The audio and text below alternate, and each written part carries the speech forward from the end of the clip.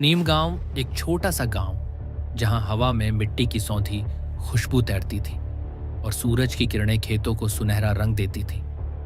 इस गांव में 400-500 लोग अपनी साधारण जिंदगी जीते थे। यहीं रहता था फरिश, एक 14 साल का लड़का जिसके चेहरे पर मासूमियत और आंखों में अनगिनत सपने झिलमिलाते थे। फरिश अनाथ था। उसके माता पिता बचपन में ही इस दुनिया को अलविदा कह गए थे। उसका एकमात्र सहारा थी उसकी दादी, जो अपनी कमजोर हड्डियों और गर्मजोशी भरे दिल से फरिश को संभालती थी।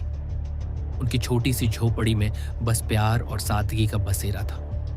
दादी की कहानियां और उनके हाथ का बना खाना फरिश की दुनिया का सबसे कीमती खजाना था।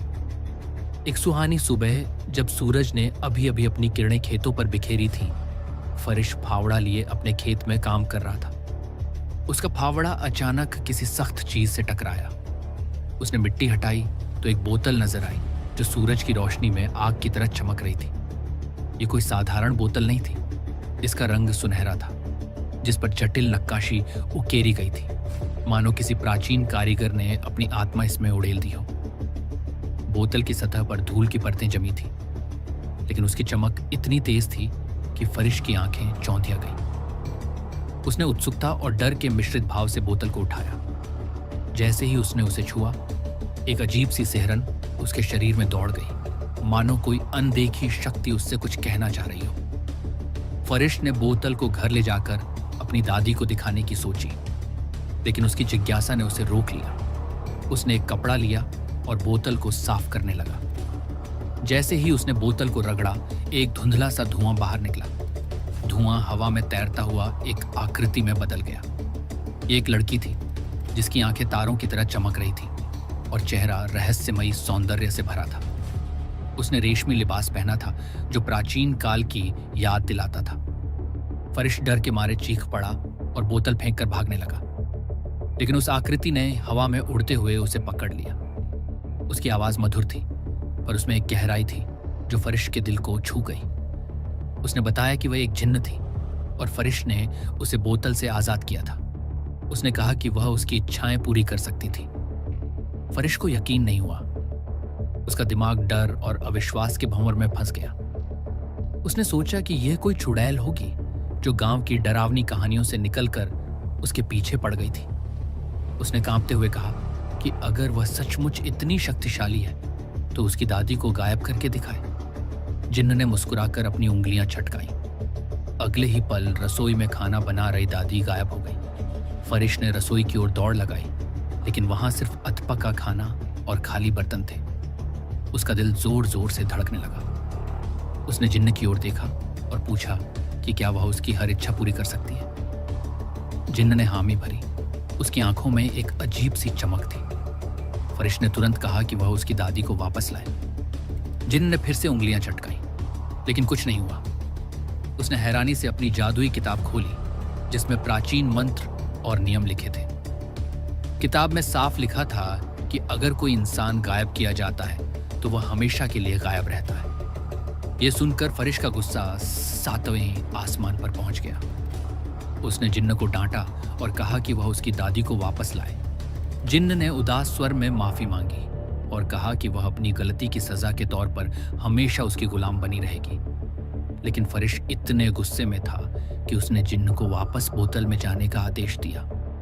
जिन्न एक धुएं के बादल में बदलकर बोतल में समा गई। रात हुई। फरिश की आंखें आंसुओं से भरी थीं। वह अपनी दादी की तस्वीर को गले लगाए रो रहा था। भूख ने उसे और बेचैन कर दिया। उसे खाना बनाना नहीं आता था। रसोई में सिर्फ कच्चा आटा और कुछ सब्जियां थीं। उसकी नजर बोतल पर पड़ी। मजबूरी में उसने फिर से बोतल रगड़ी। जिन्न बाहर आई और उसका उदास चेहरा देखकर माफी मांगी। फरिश ने कहा कि उसे भूख लगी है। जिन्न ने बताया कि वह केवल 3 इच्छाएं पूरी कर सकती थी। पहली इच्छा दादी को गायब करने में चली गई थी, दूसरी उसे बोतल में वापस भेजने में। अब केवल एक इच्छा बाकी थी। जिन्न ने सुझाव दिया कि फरिश अपनी तीसरी इच्छा इस तरह मांगे कि वह हमेशा के लिए उसकी गुलाम बने और उसकी हर इच्छा पूरी करे। फरिश ने वैसा ही किया। जिन्न ने उंगलियां झटकाईं और एक जादुई बंधन बन गया। अब वह हमेशा के लिए फरिश की गुलाम थी। फरिश ने फिर से भूख की बात की। और जिन्न ने एक शानदार भोजन मेज पर सजा दिया। खाना खाते हुए फरिश ने पूछा कि उसका नाम क्या है और वह इस बोतल में कैसे आई।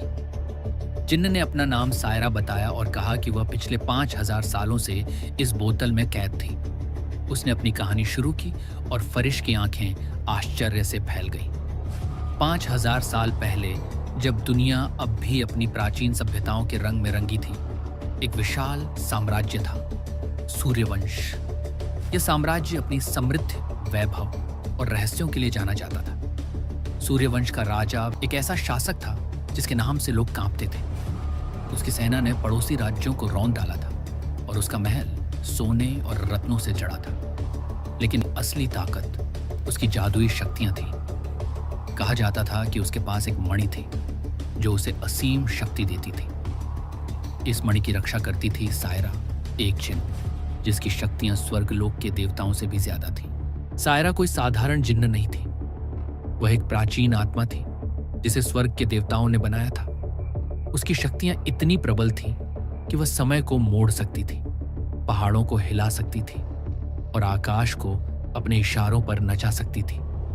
लेकिन सायरा की एक कमजोरी थी, वह इंसानों के प्रति दया रखती थी। उसका दिल उन लोगों के लिए धड़कता था जो अन्याय का शिकार होते थे। उसने सायरा की इस कमजोरी का फायदा उठाया। उसने एक प्राचीन जादूगर को बुलाया जिसे सूर्यवंश के रहस्यों का गहरा ज्ञान था। इस जादूगर ने एक बोतल बनाई जिसकी नक्काशी में जादुई मंत्र उकेरे गए थे। ये बोतल सायरा को कैद करने के लिए बनाई गई थी। एक रात सायरा को धोखे से बोतल में कैद कर लिया। उसने सायरा को अपने वश में कर लिया और उसकी शक्तियों का इस्तेमाल अपनी इच्छाएं पूरी करने के लिए किया। उसने विशाल महल बनवाए, दुश्मनों को नष्ट किया और अपने साम्राज्य को अजेय बनाया। लेकिन सायरा को यह सब पसंद नहीं था। वो क्रूरता से तंग आ चुकी थी। उसने देखा कि राजा निर्दोष लोगों पर अत्याचार करता था, गांवों को जलाता था और अपनी सत्ता के लिए कुछ भी करने को तैयार था। सायरा का दिल टूट गया। उसने फैसला किया कि वह अब और राजा की गुलामी नहीं करेगी। एक दिन सायरा को एक मासूम गांव को नष्ट करने का आदेश दिया। सायरा ने इनकार कर दिया। उसने अपनी शक्ति का इस्तेमाल करके राजा के खिलाफ बगावत की। गुस्से में उसे श्राप दिया कि वह उस बोतल में हमेशा के लिए कैद रहेगी जब तक कोई उसे आजाद न करे। लेकिन सायरा इतनी आसानी से हार मानने वाली नहीं थी।